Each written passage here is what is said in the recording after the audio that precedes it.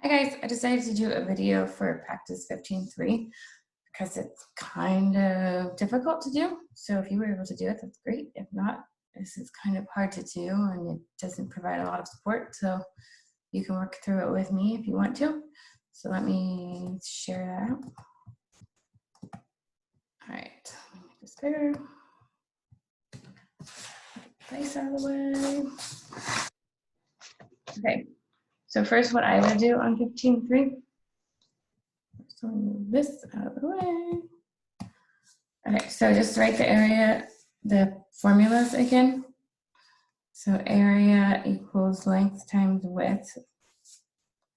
Perimeter is 2 times the length plus 2 times the width. All right, so for number 1, I said we need to find x. So what we do know, you want to always put in the information you know. We know the area is 21 square feet. And we know that right here, the width is 2. So we're trying to figure out what this is.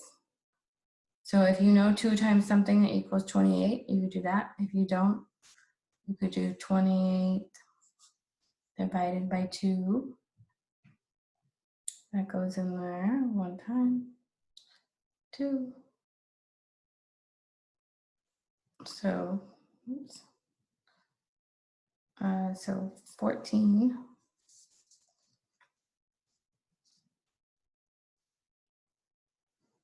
times 2 is 28. So x equals 14 feet. And then for some reason, perimeter seems to be more difficult. So, and I think I'm going to do it in a couple of different ways because we haven't quite learned this. This is more algebra. So what we do know is we know that 86,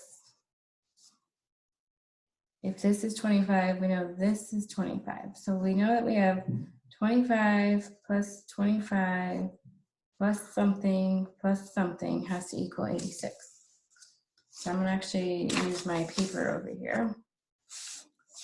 So we have 25 plus 25 equals 50.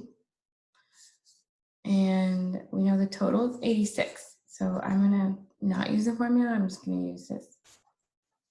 So here's what we know, and this is what we have left over, 36. Now, when you're thinking about 36, you have to remember that half of 36 is this, and half of 36 is this. I know that's why this is kind of confusing. So I would divide this by 2. 2 goes into 3 once. 2 times 1 is 2. Oops, 3 minus 2 is 1. Bring down the 6. 2 goes into 16. 8 times. 8 times 2 is 16. So what that tells us is that this side is 18. This side is 18. And when we go back over here, we're just trying to find one side. So y equals 18 inches.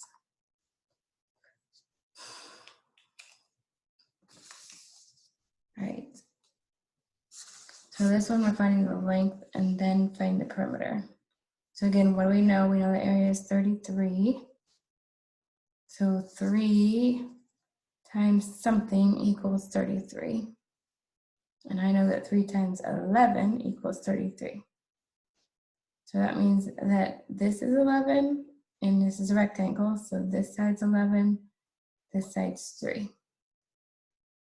But it did tell us to find the perimeter. So we would need to do 3 plus 3 plus 11 plus 11. So this is 22, 23, 24, 25, 26, 27, 28. 28 feet. Now here's this one again. Whenever we don't know that, it gets a little bit difficult. Okay, so what do we know? We know the perimeter is 40. So that means this plus this plus this plus this equals 40. So if this is 12, this is 12. which is helpful. And we're kind of going to do what we did last time, but I'm going to use a bigger piece of paper because this isn't enough room. So, what we know, this is 12, this is 12. These have to be the same size because that's how a rectangle works. So far we know that 12 plus 12 is 24. We know the total perimeter is 40. So we're going to take this away and see what we're left with. So we're left with 16. But this 16, remember, half of it's here and half of it's here. So that's why I was dividing it by 2. Because we need to divide it. And half of 16, I already know is 8. So 8 and 8. Okay, but let's go back and see what the question was. So the width is 8. The width is 8, but they want us to find the area. So we would have to do 12 times 8, find the area. 8 times 2 is 16. 8 times 1 is 8, plus 1 is 96. So to answer this question, we would have to do 96, is it inches? Square inches. Okay. That's why we were doing these together, because they're a little confusing. This one said you could use a sketch, but let's make sure we know what the question's asking. Okay, he made a quilt that was 3 feet wide. So here's my quilt. And what we know is it's 3 feet. It doesn't really matter which one goes where. Its perimeter was 16 feet. But the question is, what is its area? So we have to kind of do a couple of things here. First, we need to figure out what the perimeter is so that we can figure out what the area is. So we're going to do what we were doing before. We're going to do, over here.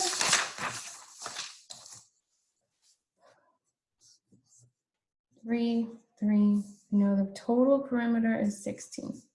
So 3 plus 3 is 6. So we're going to take that and we're going to subtract that here.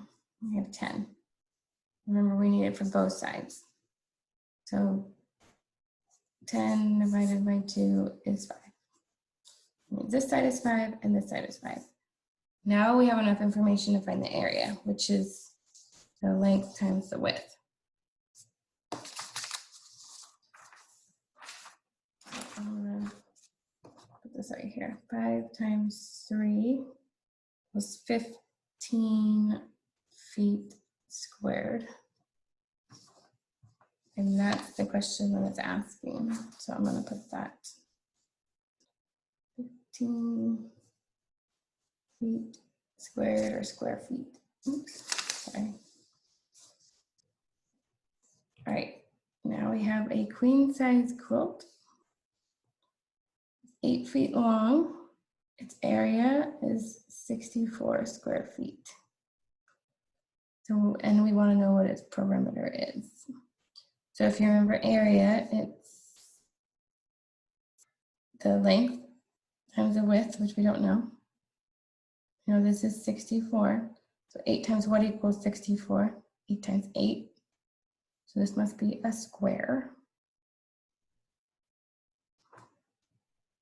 But we need to know what is its perimeter. So 8 plus 8 plus 8 plus 8, or 8 times 4, 8, 16, 24, 32.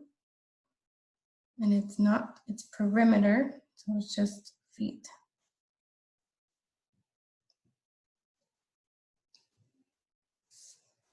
Okay.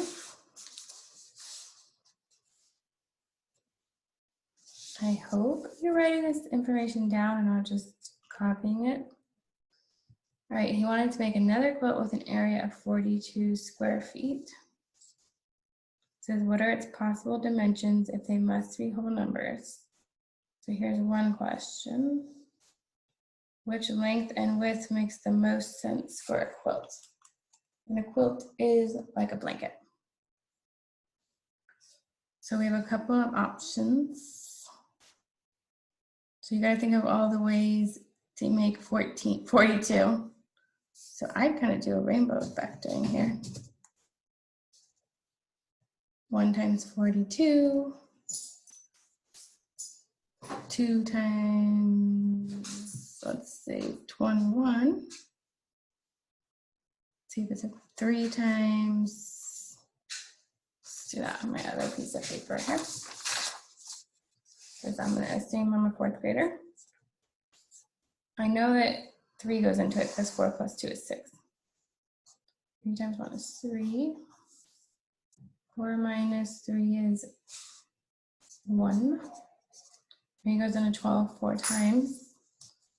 So I'll make a bigger rainbow here.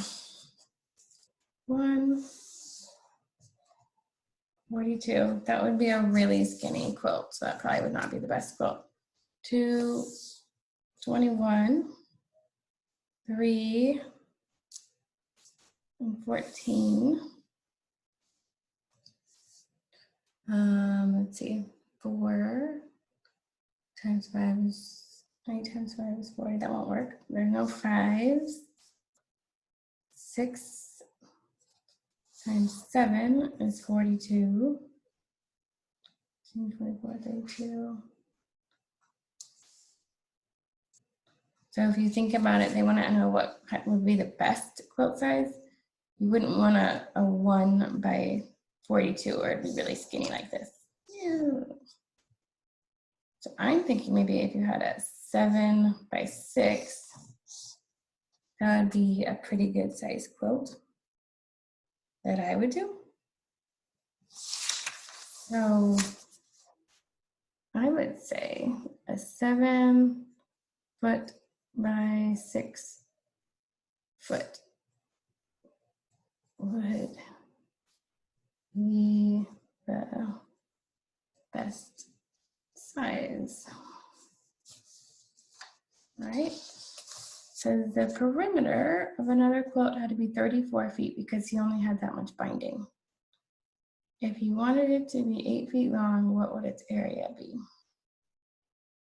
Let me see. 34 feet. Wanted it to be 8 feet long, what would its area be? So we have 8 and 8. So I'm going to go over to my other paper.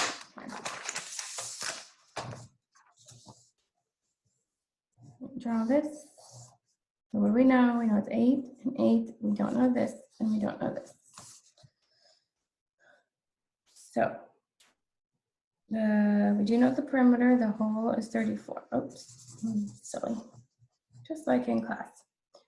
So 8 plus 8 is 16. So I'm going to take that away to see what I have left to work with here.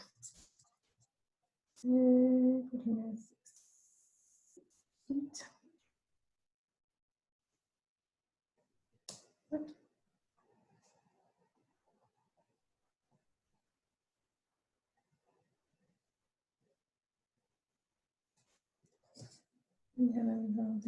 Sorry, my brain left for a second. I told you, just like in class, same at home. Okay, so I have 18.